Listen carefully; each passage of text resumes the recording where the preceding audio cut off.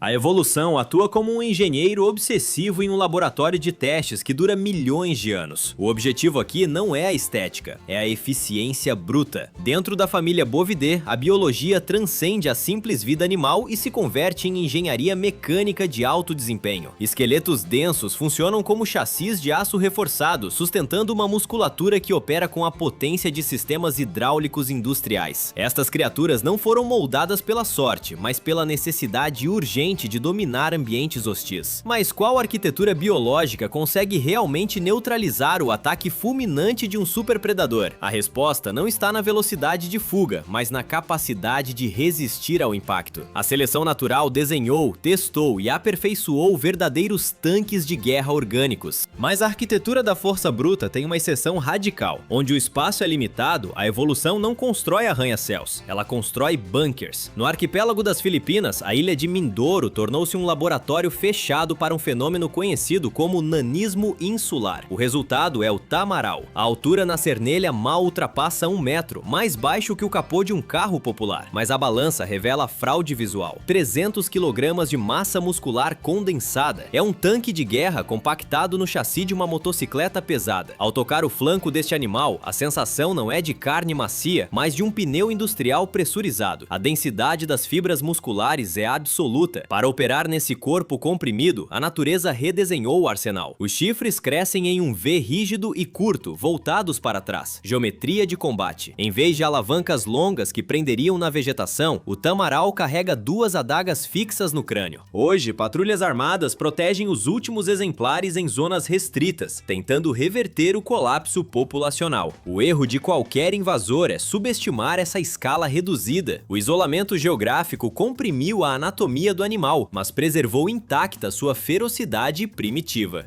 O Tamaral é uma exceção insular, mas nas selvas continentais da África, a física impõe a mesma lei implacável de compactação. Aqui opera o búfalo da floresta, uma ogiva biológica de 250 a 450 quilos. Para sobreviver no labirinto equatorial, a evolução podou cada centímetro de excesso lateral. O foco é a aerodinâmica florestal. Diferente dos parentes da savana, seus chifres não se abrem para os lados, eles curvam-se drasticamente para trás, funcionando como carenagem sobre o pescoço. Essa geometria específica permite que o animal atravesse paredes de cipós e vegetação densa sem um único enganche. Onde um boi comum ficaria preso, esta espécie desliza. É um tanque projetado para a penumbra, um movimento súbito e a massa maciça desaparece sem som na espessura da folhagem. Da densidade absoluta da selva, avançamos para as clareiras, onde o espaço permite que a evolução aumente a escala. O Banteng não se esconde apenas nas sombras, ele se torna a própria sombra. Aqui, o dimorfismo sexual opera como uma camuflagem militar de 2 níveis. Fêmeas e jovens mantêm uma pelagem avermelhada, fundindo-se com o sol argiloso e a luz filtrada das árvores. Os machos adultos rompem esse padrão. Eles escurecem até um tom azul-negro, tornando-se vultos quase invisíveis ao anoitecer. A única assinatura visual constante são as meias brancas nas patas, um contraste gritante contra a lama escura. Olhar para este animal é ver o rascunho original do gado doméstico de Bali, mas sem nenhuma docilidade. Com 1,65 m de altura, sua silhueta parece elegante, quase leve, é uma ilusão ótica. Sob a pele fina, existe uma arquitetura de força bruta pronta para explodir. O que parece apenas um boi selvagem é na verdade 800 quilos de ameaça latente.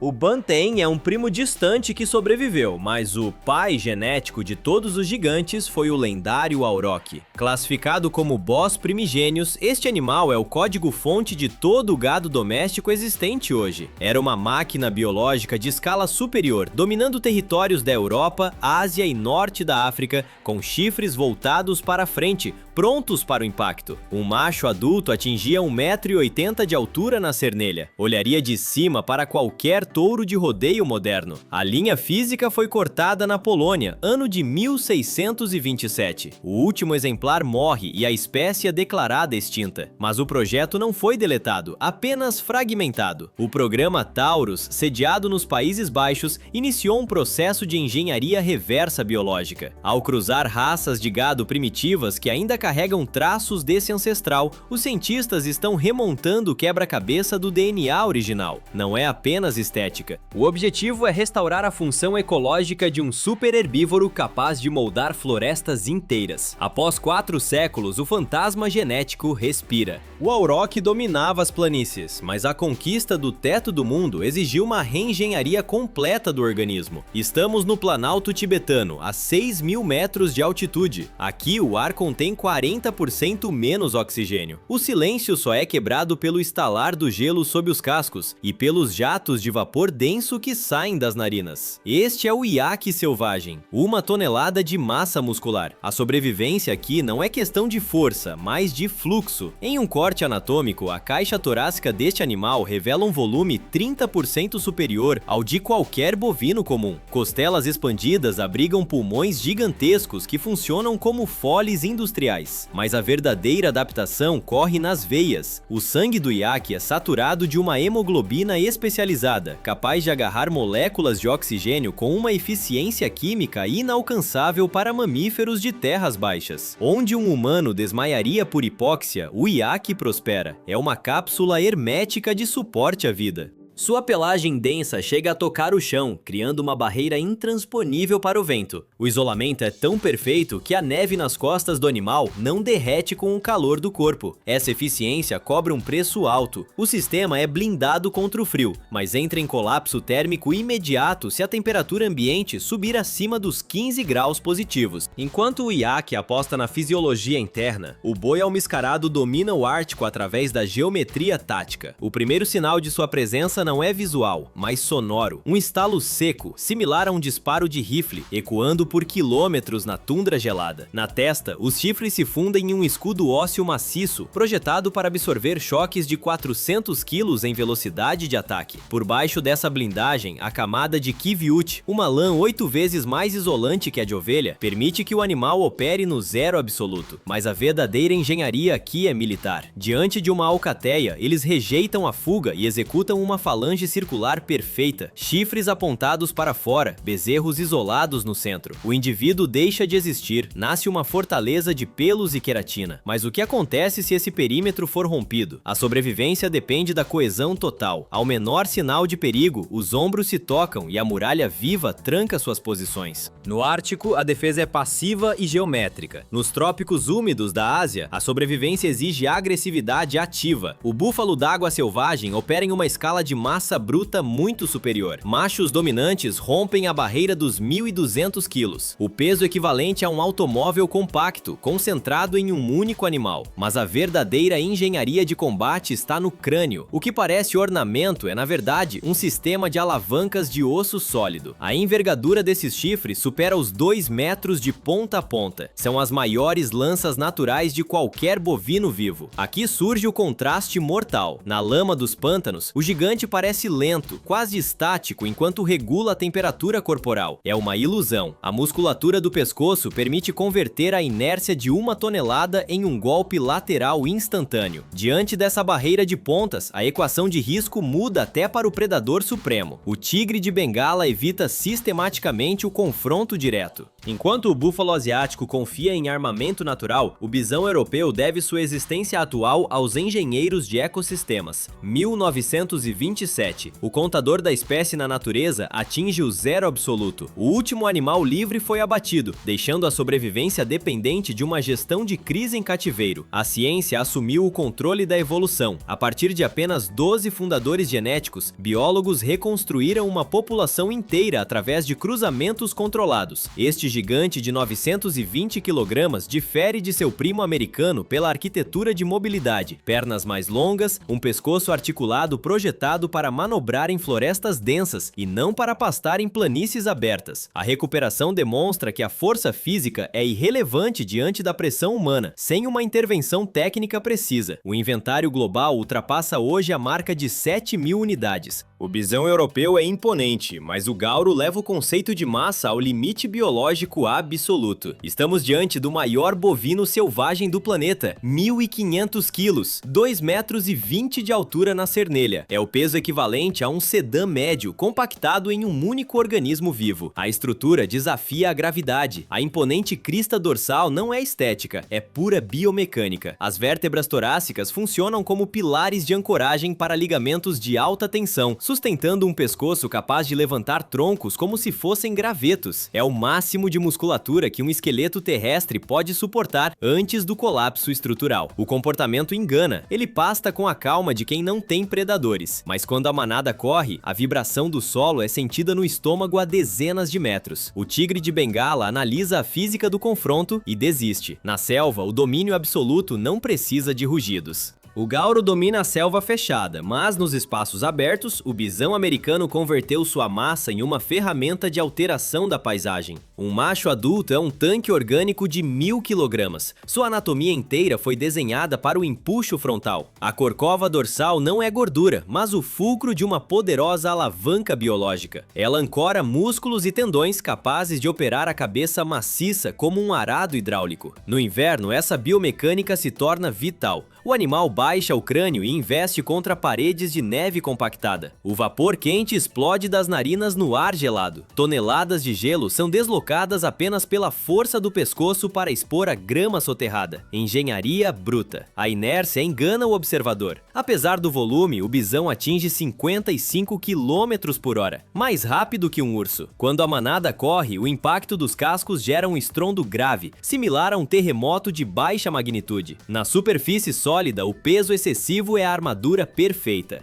Mas será que essa estratégia de força bruta funcionaria onde a gravidade perde domínio para a hidrodinâmica? Deixamos para trás 1,5 toneladas de músculo e impacto sísmico. Nas águas frias da Austrália, a estratégia de defesa inverte a lógica. A sobrevivência exige a ausência total de massa visível. O Ficodurus equus desafia a classificação visual imediata. O que os olhos registram como vegetação à deriva são, na verdade, extensões de pele complexas que replicam a textura celular e as bordas irregulares das algas marinhas. Este é um mimetismo de material, não apenas de cor. Para se mover, a criatura ignora a mecânica de nado tradicional. O deslocamento depende de minúsculas aletas peitorais e dorsais, fabricadas em tecido biológico quase transparente. Elas vibram em uma frequência de 10 oscilações por segundo. O movimento é imperceptível. Não há turbulência. Essa vibração de alta velocidade estabiliza o corpo na coluna d'água, permitindo que o animal navegue com a precisão de um drone, mas sem denunciar sua posição. Ele se torna uma falha na matriz visual dos predadores. Uma especialização evolutiva tão extrema que tornou a espécie frágil e dependente de leis rígidas de proteção ambiental. Diante do perigo, ele não foge, apenas flutua em silêncio absoluto. Enquanto o dragão se funde à correnteza, nas Ilhas Galápagos a evolução escolheu o atrito. A flutuação dá lugar à tração mecânica. O peixe-morcego de lábios vermelhos, ou Ogicocéphalus darwini, renunciou à hidrodinâmica para se tornar um caminhante. Ele não nada, ele marcha. As barbatanas peitorais e pélvicas sofreram uma reengenharia completa, transformando-se em alavancas articuladas capazes de suportar o peso do corpo contra o solo. O animal se arrasta pelo leito marinho a mais de 30 metros de profundidade.